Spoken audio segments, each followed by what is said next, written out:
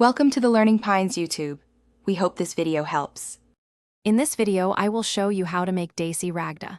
First, let's prepare our main ingredient.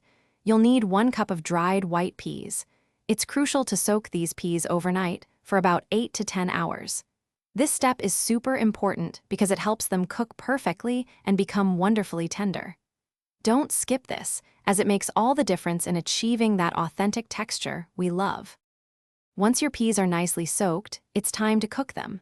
Drain the water and transfer them to a pressure cooker.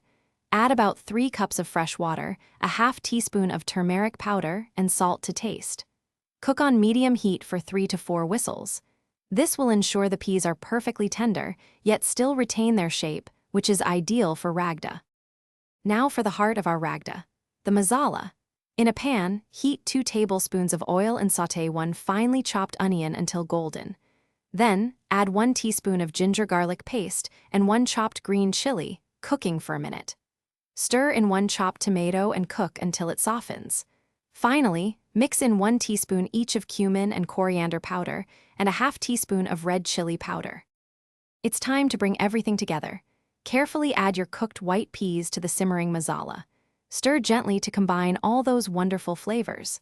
Let it simmer for about 5 to 7 minutes, allowing the ragda to thicken slightly and the spices to infuse completely. Garnish generously with fresh chopped coriander. Serve your delicious homemade Desi Ragda hot, perhaps with some chopped onions, sev, and a squeeze of lemon. Thanks for watching. Consider subscribing if we helped you.